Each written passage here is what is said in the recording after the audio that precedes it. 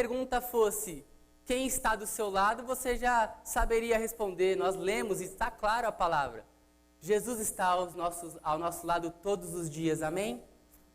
Mas a pergunta é, de que lado você está no fim dos tempos? Não vou falar sobre guerra essa manhã, não tenho nem competência geopolítica de estratégia para isso. O que nós podemos fazer, nós já fizemos, que é orar por essa situação que o mundo se encontra. Mas eu queria contar pelo menos uma história, que é um filme, na verdade. Um filme que se passa em meados do século XVIII. É um filme de 1992, onde que o contexto é na Guerra dos 7 Anos, onde a França e a Inglaterra lutam por uma região. E ali, um homem branco, ele é adotado por índios e é criado ali naquele contexto onde há tribos têm rixas, uns protegem e são dos lados dos franceses e os moicanos, do lado dos ingleses. Ali também a Cora, que é uma das protagonistas do filme, se apaixona pelo Hankei. E aí também tem os protagonistas, que é o chefe dos moicanos e o seu filho Uncas. O que acontece ali nessa linda história? Você já deve ter assistido O Último dos Moicanos. O que acontece? Há uma traição. O índio, o Banguá, ele trai ali todo o contexto. E mesmo com os ingleses se rendendo, quando eles estão partindo, aqueles índios, eles atacam sorrateiramente e matam aqueles ingleses, sobrando apenas 3 moicanos, as filhas do comandante dos ingleses, que também morreu, e também um dos comandantes, o Duncan, também é poupado ali e é salvo pelos moicanos. Uma história fantástica, como eles não fazem mais filmes assim. Uma história linda de amor sacrificial. Irmãos, se esse encontro que Jesus marcou com os seus discípulos não acontecesse, se os discípulos não fossem encontrar Cristo, o Cristo seria apenas mais uma história bonita. Se Cristo não houvesse ressuscitado, nós não estaríamos aqui essa manhã. É vã a nossa fé, é vã a nossa esperança. Paulo disse isso aos Coríntios. Se Cristo não ressuscitou, é vã a nossa fé, nós somos os mais miseráveis dos homens, porque aquilo que nós acreditamos não aconteceu. O que o Cristo prometeu, ele não cumpriu. Mas aquele encontro aconteceu, amém? Os discípulos viram o Cristo ressurreto e eles o adoraram. Teve um que não estava presente. Jesus já tinha previsto esse encontro e marcado essa agenda. Alguns capítulos antes, em Mateus 26, você vê essa informação. Jesus predisse que ia morrer, que morreria. Jesus predisse também que passaria por dificuldades. Irmãos, foram momentos antes desse encontro em que a tensão, a angústia tomava conta daquele contexto e ambiente. Imaginem os discípulos que andaram com Cristo, agora viram o seu mestre sendo cusparado, sendo chicoteado, sendo maltratado e, por fim, sendo exposto ao madeiro, sendo crucificado de forma injusta. Os discípulos então se dispersaram, voltaram às suas atividades, voltaram a fazer aquilo que eles faziam antes do chamado de Cristo, mas com todo aquele medo, aquela inquietude. Por quê? Porque as autoridades ali já tinham macumunado, tinham pagado para que a notícia ocorresse ali naquela região. Cristo não ressuscitou, roubaram o corpo dele, os discípulos fizeram alguma coisa para que o túmulo estivesse vazio. Então olha só que caos. A gente até consegue entender porque alguns ali estavam temerosos, estavam questionando quando viram o Cristo. mas ele se aproxima, ele chega ao encontro, ele vai e chega-se próximo àqueles que estavam temerosos. Irmãos, isso nos ensina que o questionamento, aquilo que nós duvidamos muitas vezes, não é um problema para Cristo. O problema é quando nós questionamos a autoridade de Jesus. Quando nós duvidamos de que o que Ele promete, Ele cumpre. Esse é o grande problema. Alguns ali, quando Jesus estava em seu ministério, ele questionaram: de onde vem essa tua autoridade? Como você batiza? Como você prega isso? E aí Jesus fala: vocês acham que João Batista batizava com qual autoridade? Dos homens ou dos céus? E aqueles fariseus ficaram pensando: o que eu respondo agora? Se eu falar que é dos homens, o povo vai apredejar, porque confiam em João Batista como um profeta. E se eu falo que é dos céus, ele vai falar: ele também tem essa autoridade. Então, aqueles lá que estavam questionando falam: nós não sabemos. Nós não sabemos qual é a autoridade. E Jesus também fala: também não vou responder a vocês. A autoridade de Cristo, ela é algo que vem dele mesmo, porque ele é o próprio Deus, amém? Ele é o próprio Deus. Ele fala: toda a autoridade me foi dada. A Bíblia, em diversas passagens, irmãos, nós podemos ver Cristo recebendo reconhecimento, recebendo adoração, recebendo um atestado de que seu ministério era de fato verdadeiro e de que ele era o próprio Deus. Palavras tão lindas como Pedro dizia: tu és o filho amado. Deus falou isso a Jesus: tu és meu filho amado, em quem eu tenho prazer. Pedro afirma: a quem iremos? Só tu tens as palavras da vida eterna. Todo esse ministério de Jesus, toda essa autoridade foi confirmada. Mas, irmãos, muitos ainda duvidam. Até hoje isso acontece. Um sincretismo religioso, uma mistura, uma salada, em que acreditam em Cristo em algumas coisas. No poder dele, acreditam e buscam ele por conta de prosperidade material, acreditam em Cristo porque estão buscando algo de uma cura física, de um problema entre relacionamentos. Multidão seguiam a Jesus. E agora, quem está ali vendo ele ressurreto? Alguns discípulos. Depois Paulo vai falar que pelo menos 500 pessoas viram Cristo ressurreto. Não se compara à multidão que o seguia e quando ele estava fazendo os milagres, enquanto ele estava ativo em seu ministério. Mas agora ele está glorificado, ressurreto, e ele aparece aos seus discípulos. Um ponto interessante é que Jesus marca esse encontro na Galileia. A Galileia foi o local onde ele iniciou o seu ministério, onde ele fez o primeiro milagre. Transformou água em vinho. Irmãos, eu acho que esse milagre foi fácil para Jesus. O verdadeiro milagre ali naquele dia foi a salvação do noivo. Porque imagina se aquela festa dá errado. Aquele rapaz ia ouvir isso para o resto da vida. Então ele teve compaixão daquele noivo e fez aquele grande milagre. E a festa continuou, foi uma bênção. Jesus marca esse encontro então na Galileia. Os discípulos se aproximam, o veem, o adoram. Alguns duvidam, não estão mais os 12, sim os 11. E o que acontece agora? A autoridade de Jesus é questionada por alguns. Há uma crise. A crise também no cenário atual, irmãos. Nós vemos que muitos se levantam como arautos da verdade. É político especialista em ciência. É um magistrado dando ordens sobre coisas que não são da competência. É jornalista dando opinião quando tinha que relatar os fatos da verdade. É empresa de carro falando sobre criação de filhos.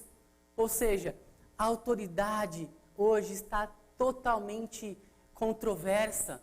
A inversão de valores em nossa sociedade. Nós vivemos o caos, o medo. Todos tentam nos influenciar com notícias. Isso acaba nos minando, tirando muitas vezes a nossa fé, diminuindo a nossa fé.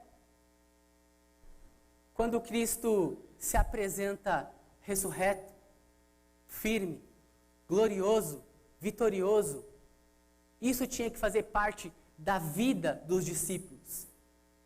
Irmãos e irmãs, essa mensagem tem que estar parte de nossas vidas hoje também. Me lembro de Paulo, ali em Atenas, dando seu discurso. Nós estudamos aqui na Comuna o livro de Atos. Paulo falando ali aos atenienses, quando ele fala sobre o Deus desconhecido, porque eles eram muito religiosos, tinham muitos templos de adoração. E Paulo fala, esse daqui que vocês denominam como Deus desconhecido, é esse que eu prego. É esse que é o Criador de todas as coisas, é nele que nós existimos, nos movemos. Paulo usa até um contexto da região ali dos filósofos, um poema para falar isso. Só que quando Paulo começa a falar que esse que ele prega morreu e ressuscitou, eles falam, peraí Paulo, para um pouquinho, disso daí a gente ouve depois.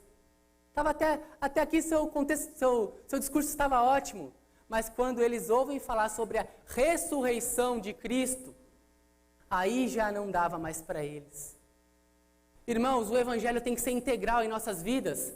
A palavra é, Cristo veio ao mundo, nasceu como um de nós, foi morto por conta da injustiça, mas ao terceiro dia ressuscitou, amém? Esse foi o sinal dado, que o Filho do Homem ficaria no seio da terra, na morte, por 3 dias, mas que ele ressuscitaria. Essa tem que ser a sua e a minha mensagem.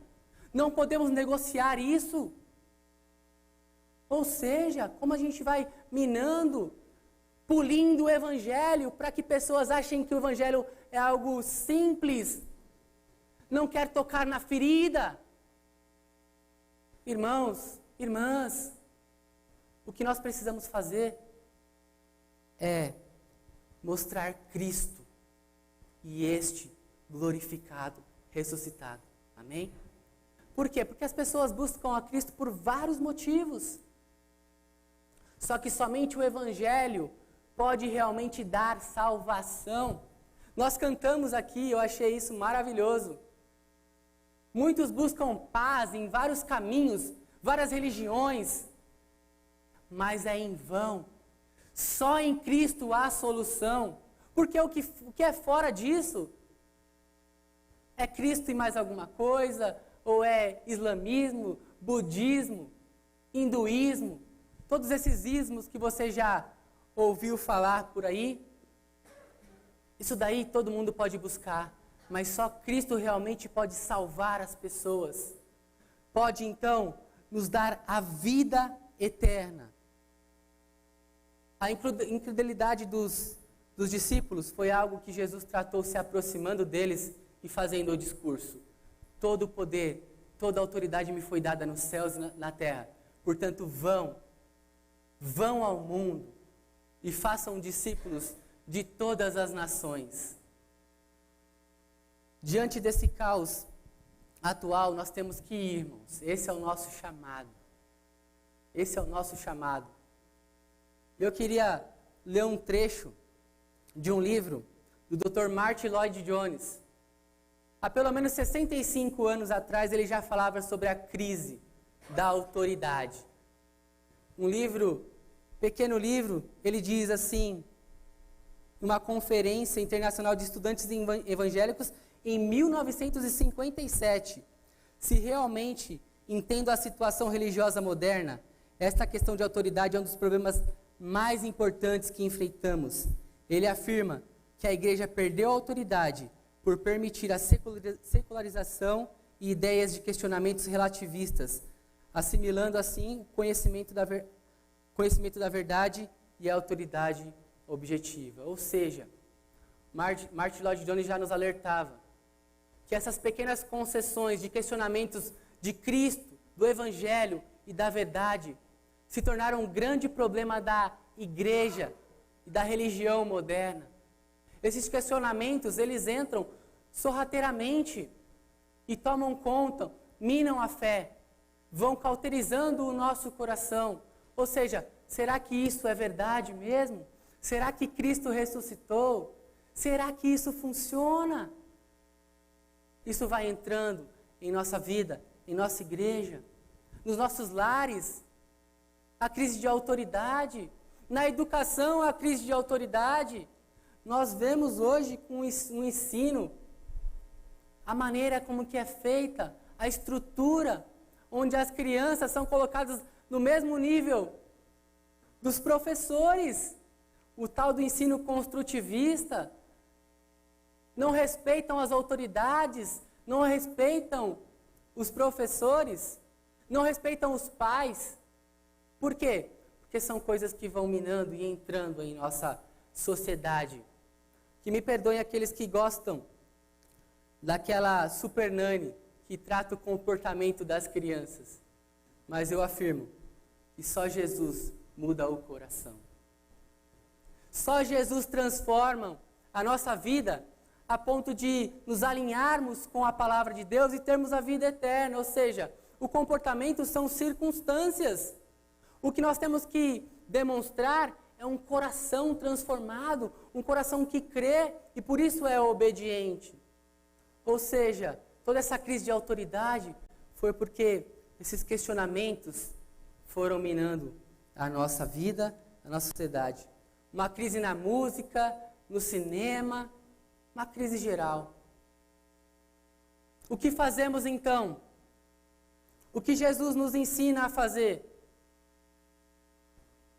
Portanto, vão, continuem a sua caminhada, façam discípulos de todas as nações.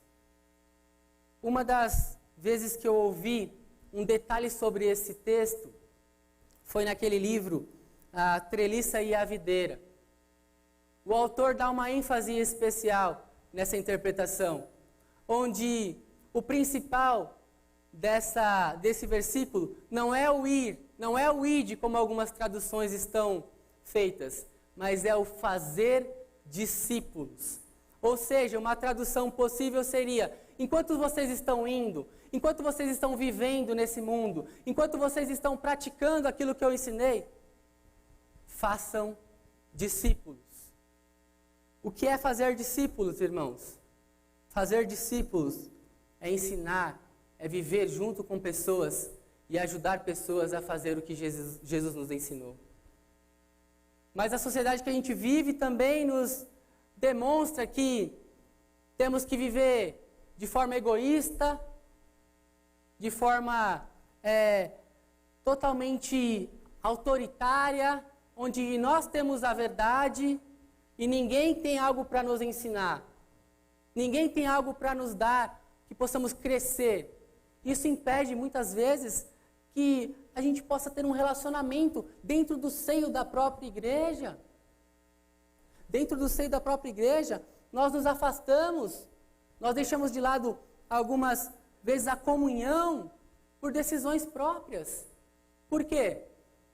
Porque somos levados a pensar de que, será que realmente essa pessoa pode me ajudar? Será que essa pessoa realmente tem algo a me acrescentar? Irmãos, o que nós temos que ensinar não é habilidades nossas. Temos que ensinar a palavra de Deus, amém? Não é isso, não é o que você tem de habilidade que você vai passar para outra pessoa, ou outra pessoa vai te ensinar. Não é o que você está esperando do outro, é o que ela está aparecendo com Jesus e você tem que imitar isso nela. É isso que nós precisamos. É nos aproximar de pessoas que estão buscando uma vida com Jesus, uma vida de discípulo, uma vida que obedece ao Mestre. Irmãos, Jesus nos deixou esta ordenança, não foi algo que você e eu, nós temos a possibilidade de não fazer. Jesus está ordenando, é um imperativo, fazei discípulos, ou seja, vocês não têm uma opção melhor, vocês não têm que deixar de fazer ou escolher fazer, vocês devem fazer imediatamente. O legado que nós deixamos são os discípulos que nós vamos fazer aqui. Na quarta-feira, nós estivemos aqui em oração e foi bonito ver o irmão Simão e a irmã Olga dando graças a Deus pelos bisnetos chegando.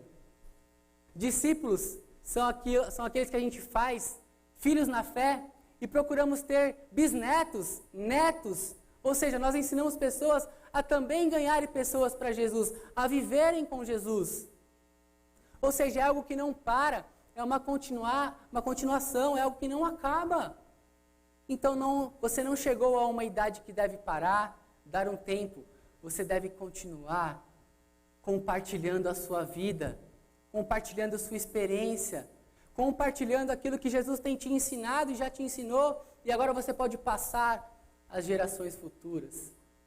Você e eu, nós precisamos, irmãos, cada dia mais nos dedicar a esse ministério do discipulado. Cada dia mais nos envolver com pessoas. Há um livro, Discipulado, 9 marcas de uma igreja saudável, do Mark Dever. E ele, num trecho, diz que discipulado é aquilo que nós precisamos fazer para ajudar pessoas a seguir Jesus, exercendo uma boa influência espiritual de forma deliberada, orando, pedindo que o evangelho tenha influência, anunciando a palavra de Deus e fazendo tudo isso em função do último dia. Ou seja, nós vivemos os últimos dias, irmãos. Os sinais mostram. Nós vivemos, irmãos, o final dos tempos. O amor de muitos esfriando, a apostasia da fé. O que nós vemos hoje, irmãos, é o que já estava escrito, é o que Jesus nos mostrou. O que nós precisamos, então, é apresentar o Cristo vitorioso, ressurreto. É isso que nós precisamos. Nós temos a palavra da verdade. Eu gosto quando o apóstolo João, o discípulo amado, escreve em sua carta, aquele que nós vimos, ouvimos e tocamos na palavra da verdade. Nós temos isso, irmãos, temos a Bíblia para poder compartilhar. E só assim nós podemos mostrar o amor.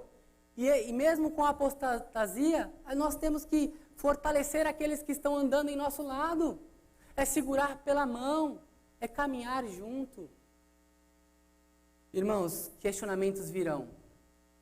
Você pode estar andando do lado de pessoas que vão questionar, desanimar, mas esse é o momento de você se aproximar como Jesus fez.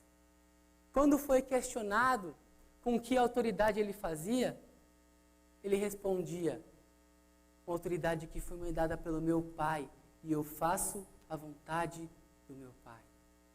Quando ele foi questionado também, por que ele expulsava demônios, qual era o poder dele, o acusaram, irmãos, de fazer algo que era pelo Beelzebul, ou seja, por uma entidade daquela época, em que eles acreditavam.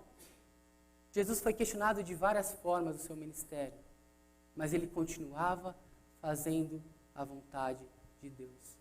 O que nos leva então a desanimar não são as falhas dos outros, os questionamentos dos outros, a decepção com os outros, mas nós temos que olhar para Jesus, o autor e consumador da fé. É Ele em que nós temos que direcionar as nossas ações, direcionar as nossas atitudes, direcionar a nossa vida. A fé termina nele, irmãos. Ele é a conclusão da fé. Porque quando Ele vier para nos buscar, não precisaríamos mais da fé, já está tudo consumado.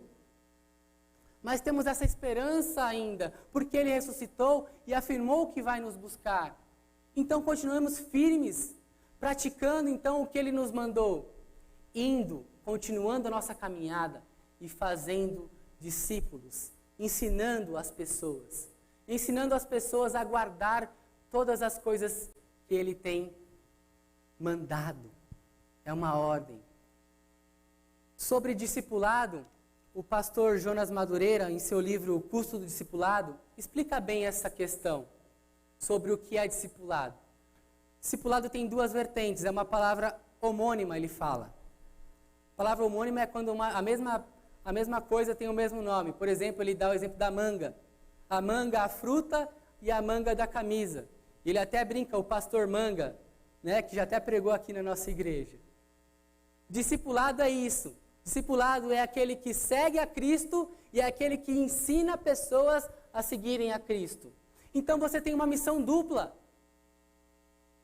Você tem que seguir a Cristo enquanto ajuda pessoas a seguir a Cristo ao seu lado. A nossa missão, irmãos e irmãs, é ser e fazer. Por quê? Porque quando nós somos, nós não ensinamos de teoria, nós ensinamos na prática, ensinamos com a vida, ensinamos com as nossas atitudes, ou seja, a grande comissão não tem que ser um discurso, tem que ser a prática da sua e da minha vida. Quando nós ensinamos pelo exemplo, o aprendiz toma mais forte a palavra. Quando nós ensinamos nossos filhos, demonstrando o que eles têm que fazer, não só falando, temos que ordenar sim, temos que mostrar autoridade, como aprendemos com os nossos pais. Mas temos que também ensinar com o exemplo. Os discípulos falavam, porque quando ele fala, arde o nosso coração. Quando Jesus discursava, aquilo mexia com as pessoas, porque ele falava com quem tem autoridade. Após terminar o Sermão do Monte, o que aqueles que estavam ali assentados disseram?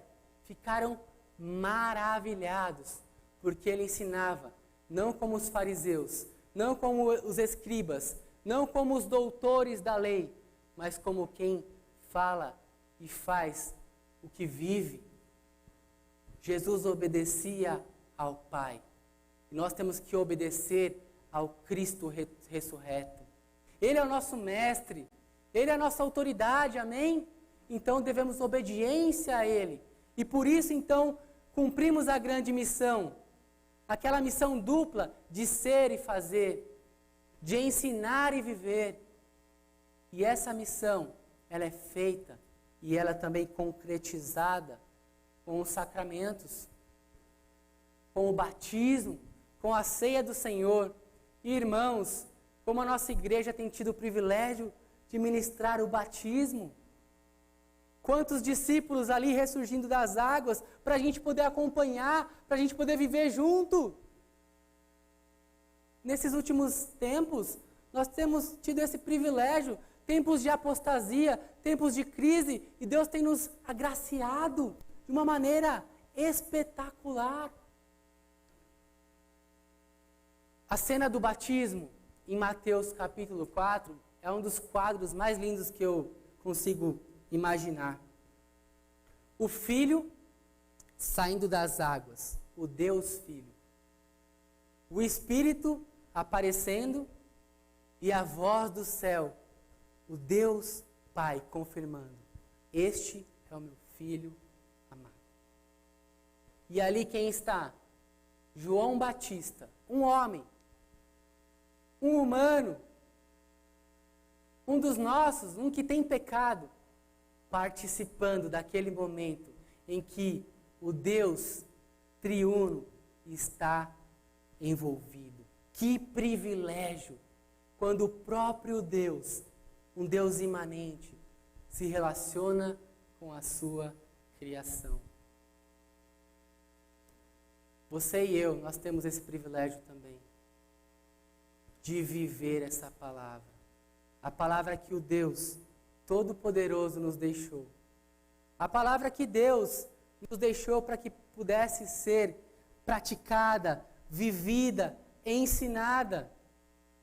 Alguns comentaristas dizem que, assim como o Evangelho é pregado de forma audível, o batismo é o Evangelho sendo demonstrada de forma visível. Você pode ver a pessoa dando um testemunho de que morreu com Cristo nos pecados do mundo e agora está ressurreto para uma nova vida, uma vida de esperança, Uma vida que sim, haverão dificuldades. Haverão traições, irmãos. Haverão pessoas que você investiu tempo, recursos e vão abandonar a caminhada. Não desanime, não desista, não tome, por exemplo, aqueles que apostataram da fé. Continue firme, buscando a Cristo, olhando para Cristo, caminhando com Cristo, porque Ele está ao seu lado. Ele afirma que onde estiverem 2 ou 3 reunidos, Ele estará no meio deles. 2 ou 3 são discípulos, caminhando junto. Você não pode estar sozinho. Você tem que ter alguém para caminhar junto contigo, porque assim você invoca o nome do Senhor. Assim nós praticamos aquilo que Jesus nos mandou, compartilhando a vida, compartilhando a fé, compartilhando o café, o almoço. Irmãos e irmãs, o que está acontecendo? Não temos mais comunhão. Mark Dever fala no livro, as pessoas preferem jogar boliche sozinho agora. Que coisa é essa, jogar boliche sozinho? Que vida individualista. E se no cinema sozinho eu até concordo, porque pelo preço da pipoca eu acho que é a cotação do barril do petróleo, né? Então ir sozinho no cinema é uma boa coisa, mas, irmãos, a vida cristã tem que ser compartilhada. E as pessoas estão precisando ouvir essa palavra, porque a crise está instaurada. E a solução para a crise é mostrar a autoridade de Cristo, porque Ele tem poder para transformar qualquer situação. Porque Ele é o próprio Deus que perdoa os pecados. O pecado é contra Deus. O pecado nos afasta de Deus. Mas Ele pode perdoar, porque Ele é o próprio Deus. O que é mais fácil para Ele fazer? Levanta e ande, ou teus pecados estão perdoados? O que é mais fácil para Cristo? Ele é o próprio Deus. Ele escolhe. Porque nele habita toda a plenitude divina. Porque Ele é a imagem do Deus invisível. Porque Ele é o autor e consumador da fé, o Rei da glória. É aquele que era e que há de vir.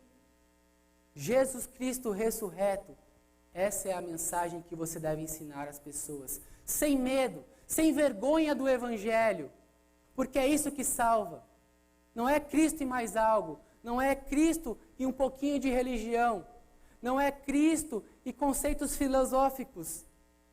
Paulo diz aos Coríntios, eu no meio de vocês só preguei a Cristo. Não vim com vãs filosofias. É Cristo e esse crucificado. É Cristo e mais nada. É Cristo, e esse texto eu queria ler com os irmãos, de Colossenses. Colossenses, capítulo 2, versículo 9. Colossenses 2,9 diz que Jesus, porque nele habita corporalmente toda a plenitude divina, porque tudo é por meio dele e para ele. Esse é o Cristo ressurreto. E para finalizar, irmãos, eu queria também ler um texto em 2 Timóteo 3, 16 e 17. Um texto bem conhecido. 2 Timóteo 3, 16 e 17. Diz assim: toda a Escritura é inspirada por Deus e útil para ensino, para a repreensão, para a correção, para a educação na justiça, a fim de que o servo de Deus seja perfeito e perfeitamente habilitado para toda a boa obra. A palavra de Deus é suficiente, ela é inspirada. O que você vai ensinar também é somente a palavra. E tem um objetivo, para que as pessoas que andem ao seu lado, e para que você também seja um servo. Não que seja um expert, não que seja alguém que vai ser elogiado por sua eloquência. Jesus não era assim. É para que sejamos maduros, completos, apresentados a Cristo no dia final. De que lado você está no tempo final? Do lado daqueles que obedecem à autoridade de Cristo, do lado daqueles que servem a Jesus, sendo o discipulador e sendo o discípulo dele, obedecendo então a missão dupla de pregar o Evangelho, de fazer discípulos, de não parar no meio da caminhada. Você é um daqueles discípulos que duvidaram? Ou você é um daqueles que, quando o encontraram ressurreto, glorificado, o adoraram? Quem você é no final dos tempos, irmãos? Está próximo o fim. Não dá mais tempo de ter dúvida. É Cristo e mais nada. É Cristo e somente Cristo. Ele é suficiente, a palavra dele é suficiente para você ensinar, para você instruir na justiça. Não importa qualquer crise que esteja acontecendo de autoridade, a verdadeira justiça vem do Senhor. Ele é teu juiz, Ele é teu mestre, Ele é teu Senhor. E Ele quer se aproximar de você. Ele quer que você tome um lado esta manhã. Que você seja um discípulo, discipulador. Que você ajude pessoas a caminhar. Que você se aproxime de pessoas. Não olhe para o lado e se veja sozinho. Compartilhe a sua vida. Jesus Cristo, ressurreto. Essa é a nossa mensagem. Isso e mais nada. Me permita ler um texto. E assim eu finalizo essa mensagem. Cristo, o incomparável. John Haggai. Aquele que vem do alto está acima de todos. Cristo, o incomparável. Quem é esse Cristo de que falo? Os outros personagens na plataforma da história perderam sua importância na presença do Cristo, o incomparável. Ele é a coroa do universo, o cumprimento das profecias, o Salvador do mundo.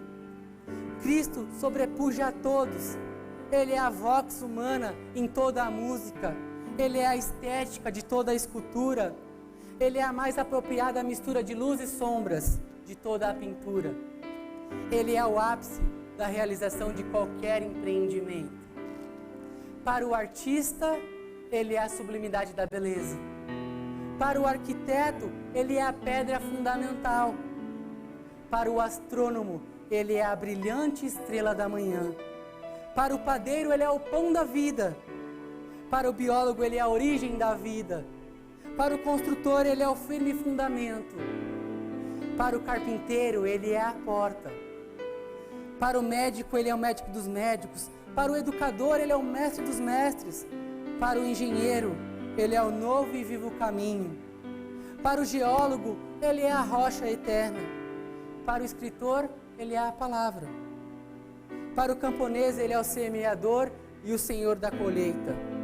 Para o floricultor, ele é a rosa de Saron e o lírio dos vales. Para o viticultor, ele é a videira verdadeira. Para o magistrado, ele é o juiz de toda a terra. Para o jornalista, ele é a boa notícia de alegria. Para o filósofo, ele é a sabedoria de Deus. Para o pregador, ele é a palavra de Deus. Para o estadista, ele é o desejo de todas as nações. E para o trabalhador, ele é o descanso de todas as fadigas. Para o pecador, ele é o Cordeiro de Deus que tira o pecado do mundo. E para o crente, ele é o Filho do Deus vivo, o Salvador, Redentor, Senhor. Para o discípulo, ele é o comandante geral que nos dá com ordem a clareza de viver incondicionalmente. Esse é Cristo, o incomparável. De que lado você está no fim dos tempos? Pai querido, muito obrigado por tua palavra. Muito obrigado por Cristo. Por Cristo ser suficiente, ó Pai, não precisamos de mais nada.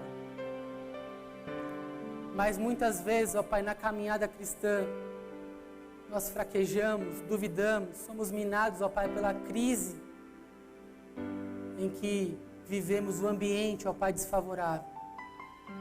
Mas nos ajuda a cumprir a Tua missão, a sermos discípulos que ajudam outras pessoas a também seguir a Cristo, a deixarmos um legado, a obedecermos ao Teu mandamento, Senhor. Nos ajuda a não desistirmos, a continuarmos a firme caminhada cristã, com pessoas ao nosso lado. Não nos deixe sozinhos, Pai. Mesmo em meio à apostasia, o amor esfriando, nos dá a mensagem do Cristo ressurreto, mensagem de vitória, mensagem gloriosa, em que como discípulos devemos anunciar sem medo e sem vergonha, porque é isso que o mundo precisa, do Cristo, o incomparável, aquele que foi morto sim, mas ressuscitou e vivo está, virá para nos buscar e cada dia se aproxima de nós através da Sua palavra. Muito obrigado por tudo, nós oramos assim, em nome dele, o incomparável. Amém.